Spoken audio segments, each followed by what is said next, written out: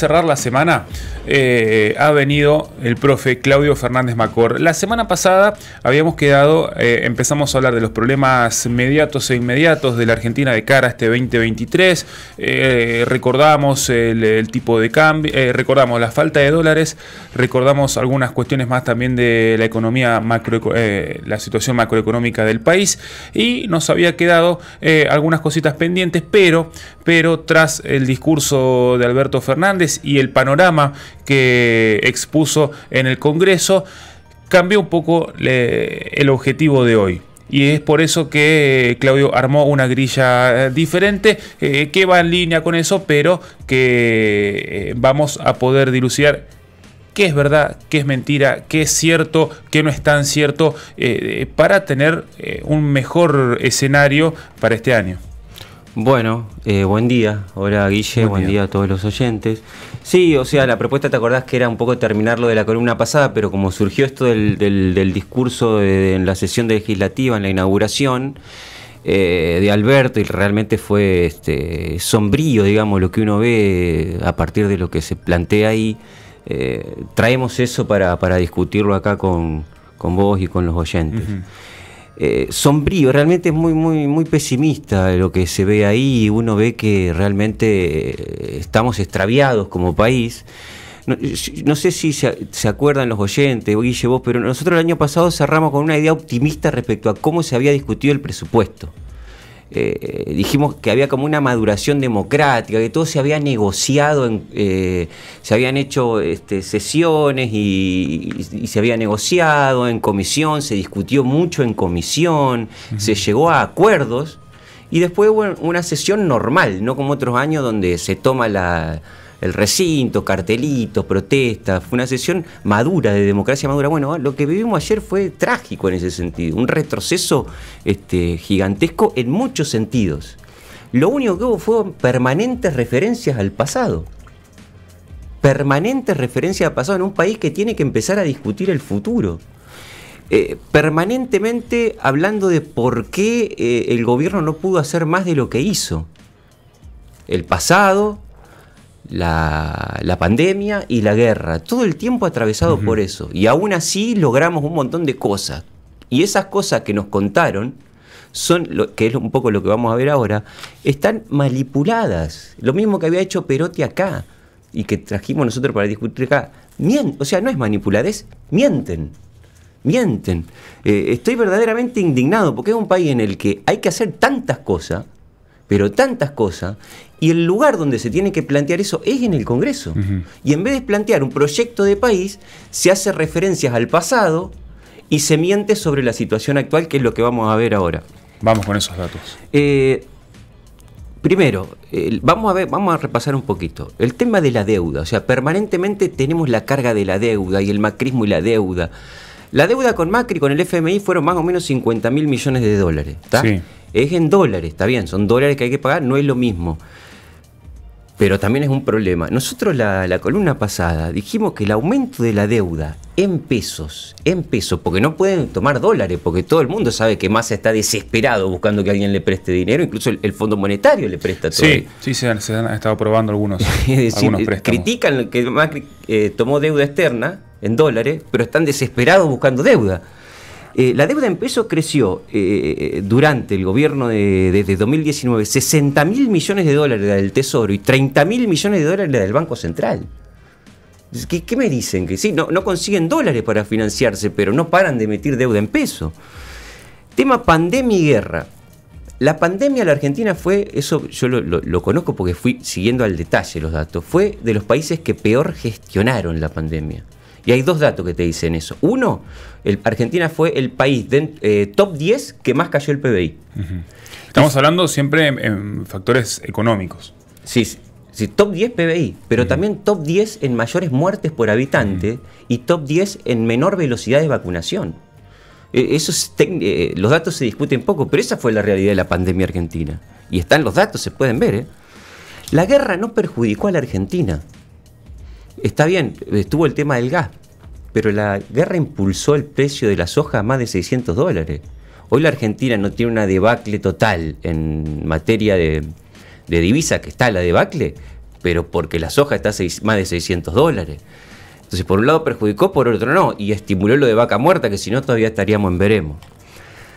Ahora, después, se empiezan a expresar, esto pasa siempre cuando no se tiene una totalidad que funcione, se empiezan a presentar cosas particulares.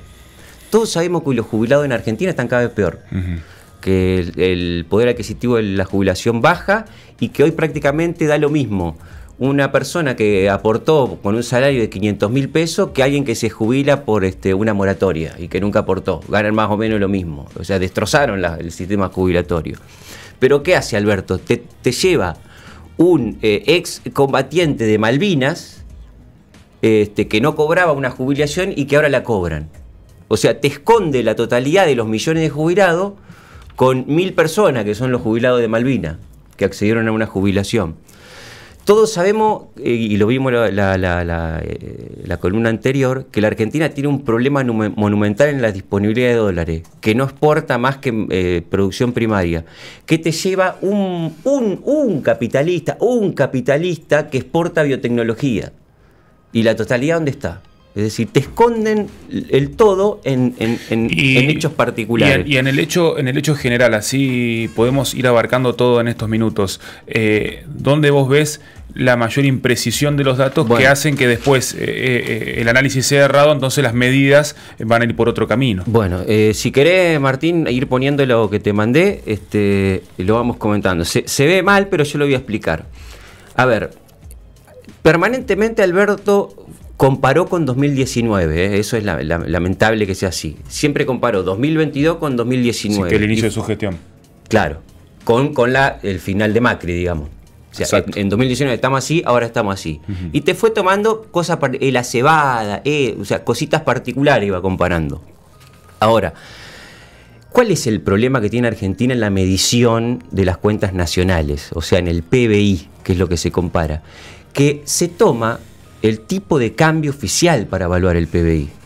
Y todos sabemos que el tipo de cambio oficial no existe como tal, es completamente artificial. ¿Qué pasa cuando uno toma un tipo de cambio más cercano a la realidad? Por ejemplo, en pesos constantes, es decir, tomo el valor del PBI en pesos y le voy sacando el componente inflacionario. Ahí se derrumba todo, se empieza a derrumbar todo. Entonces, ¿qué pasa? Ahí tenemos el último dato disponible, que es 2021, pero yo hice una estimación como que el PBI crece en estos términos un 2% en 2022.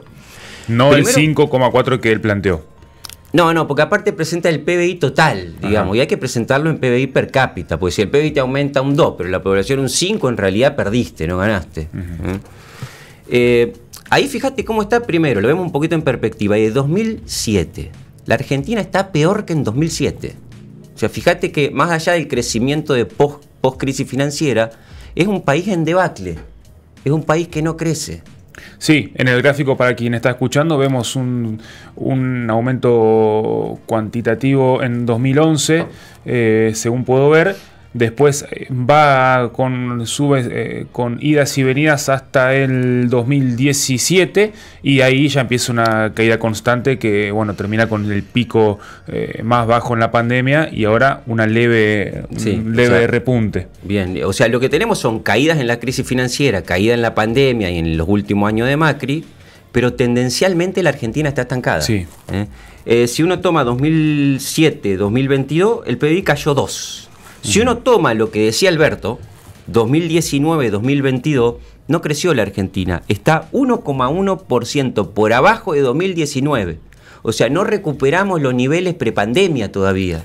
Que ya eran bajos. Que ya, en el último tramo del gobierno anterior. Es lo que anterior. siempre decimos, un capitalismo que está en descomposición. Sí. ¿Qué pasa si querés pasar, Martín, al otro? Si tomás otra medida distinta, que es el paridad de poder de compra, también lo mismo, y la misma situación. Paridad del poder de compra, ¿se puede explicar brevemente? Sí, esa es la medida más adecuada, eso es, perfecto. En dólares, pero no en dólares de cualquier manera, sino que lo que tomás es el poder adquisitivo de los dólares en cada país. Exacto. No es lo mismo $1.000 en Ruanda que en Estados Unidos, ¿verdad? O sea que acá vemos lo que es el bolsillo cotidiano de alguien. Lo que podías comprar en 2007, exacto, lo que podías comprar en 2011, lo que podías comprar en 2019 y ahora. Una medida precisa del poder adquisitivo. Bien. Ahora vos me decís, bueno, pero todo el contexto que hay, los problemas, etcétera, ¿no? Y entonces la Argentina, que está en un contexto latinoamericano muy complicado. ¿Qué pasa en Chile, Martín? ¿Qué pasa en Chile? Fíjate el gráfico de Argentina, miremos Chile. Chile es el azul, Argentina el verde. Fíjate el azul desde 2007, no para de crecer. Bueno, lo que vemos para quien está escuchando, tenemos el mismo gráfico de la caída argentina. Si lo comparamos con Chile, viene en ascenso, tiene la caída brusca de la pandemia, pero ahora está por niveles superiores a los históricos. O sea, Chile ya tiene una recuperación, o sea, en el mismo periodo que la Argentina cayó un 2%, Chile creció un 30%. Y en 2019-2022 ya creció un 4% respecto a niveles prepandemia. Si medís bien, si medís sin mentir. Perfecto. Entonces, ¿qué hizo Alberto? Lo mismo que había hecho Perotti acá, manipular datos para presentarlos de un modo sesgado y que confunde. La Argentina está en crisis desde hace mucho tiempo. No hay un debate sobre un proyecto de país, no hay un debate sobre qué Argentina queremos. Fíjate que nos habló de pleno empleo.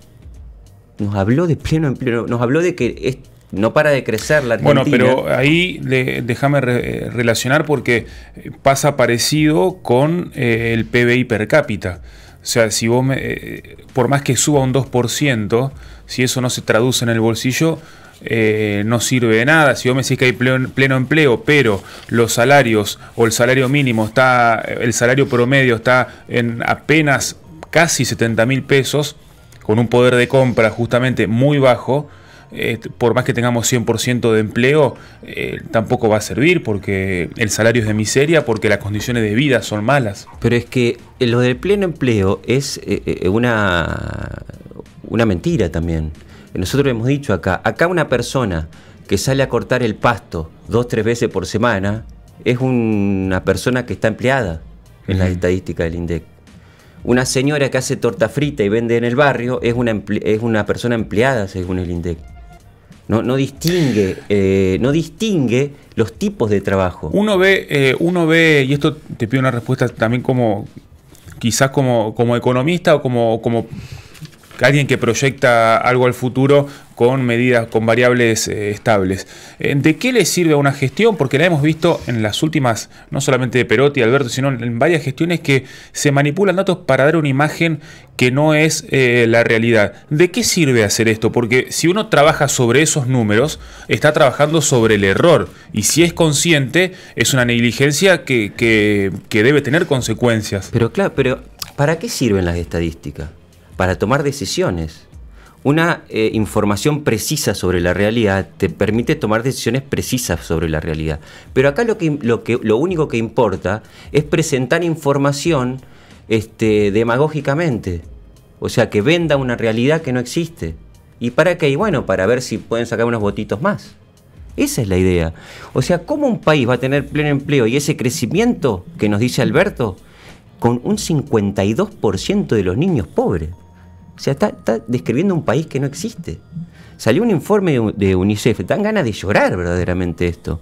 52% de los niños en este país son pobres. Y si se suman privaciones no monetarias, o sea, porque a lo mejor el hogar gana más de 160.000, pero vive en un rancho, son casi el 68% de los niños son pobres si se toma ingresos monetarios y no monetarios. O sea, ¿te parece que un país que esté en expansión, en crecimiento, puede tener una estadística de ese tipo?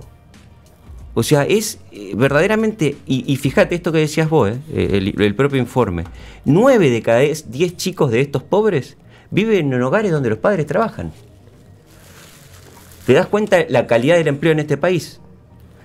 9 de cada 10 chicos viven en hogares donde los padres trabajan. Sí, aquí lo hemos repasado, que por ejemplo Chaco tenía una de las tasas de desempleo más bajas, pero también está casi en el último lugar de ingresos per cápita de la provincia. Es que por eso, a ver... Entonces, también me pongo a pensar en los análisis que por ahí realiza la oposición y digo... ninguno está colaborando tampoco con la situación del país. Entonces, si las elecciones se van a definir quizás entre estas dos fuerzas políticas, y los dos en su análisis tienden a ser tendenciosos, valga la redundancia, tienden a mentir o a dibujarla para bien y para mal. Sí, no, es que ¿sobre qué proyectamos? ¿Sobre qué analizamos? Nada, no sobre hay, nada. Es lo que siempre ¿Sobre qué dicho. planificamos? No hay, o sea, es un país. Fíjate que todo esto, toda esta realidad que dan ganas de llorar, ¿qué te dicen, Alberto? Vamos a largar un programa para no sé qué. Esto no se soluciona con programas, esta cuestión estructural. Esto se soluciona creando empleo, aumentando las exportaciones, aumentando la producción, la inversión. Y eso no estuvo presente, pero en lo más mínimo. Sí, y también, ya discutiendo en los últimos minutos que nos quedan, por ahí uno analiza los discursos de otras fuerzas que quieren llegar al poder o que tienen alguna relevancia, y todos dicen esto: hay que generar empleo de calidad, hay que aumentar las exportaciones, hay que hacer esto, hay que hacer lo otro. Ahora, un programa concreto que te diga: yo genero empleo así, así y así, tampoco ninguno lo plantea, y para estar atentos a cuando escuchemos a alguien en alguna entrevista o a la hora de votar también. No sé si vos has visto algo de esto en los últimos días en los distintos debates que se han visto. ¿Se tiene un plan para que las exportaciones sean mejor, para que el dinero de las exportaciones pueda ir a donde lugar donde sirva? Estamos con el campo peleando para las retenciones cero, estamos por sectores sociales exigiendo planes que no son más que parches, una sociedad clase media que trabaja sin saber qué va a pasar mañana. Sí, no hay, o sea, no hay proyecto de país, porque el papelón fue de Juntos por el Cambio también, que en vez de dedicarse a hacer este tipo de crítica, empezaron a gritar, a insultar, a hacer cuestiones payasescas. Y los libertarios que tienen un programa disparatado. O sea, los únicos que tienen un programa son los libertarios, pero es disparatado, digamos, sería una tragedia para este país ese programa. Es decir, ¿qué tenemos que discutir? Lo que discutimos nosotros acá, el litio. ¿Qué vamos a hacer con el litio? El litio valía $6.000 la tonelada hace 2 años y vale $80.000. La Argentina tiene la principal reserva del mundo. Bueno, hay algunos proyectos no hay unas empresas ya con capital estatal o también fusionado con capital privado y estatal en Jujuy que se están realizando, que se están dando a conocer, que inauguraron, pero tampoco uno ve que se acompañe la legislación impositiva sobre esto, que las regulaciones protejan más a los recursos naturales de nuestro país. Entonces son como manotazos de ahogados, uno puede creer, o iniciativas individuales de alguna provincia, de algún empresario, de algún funcionario que no está visto estratégicamente como nación. Sí, el tema del litio no se está haciendo nada. El litio hay que sacarlo máximo 4 o 5 años. En 4 o 5 años tenés que sacar todo, porque en 4 o 5 años te aparece otro mineral que ya está empezando a verse, que es mejor, más eficiente que el litio para las baterías, y chau litio, y te queda abajo de la tierra. Es decir, es así. Lo mismo va a pasar con Vaca Muerta. El crecimiento, digamos, la transformación en la matriz energética, que es lo que estaban hablando antes con la intendenta, era, ¿no? Nos va a agarrar y nos va a dejar el gas abajo de la tierra. Es decir, estas son cosas que hay que hacerlas rápido, no años y décadas y décadas. Y no hay Vaca Muerta, no arrancó todavía. El gasoducto es el 10% de Vaca Muerta. Recién para mitad de año está previsto, o según Alberto Fernández está previsto.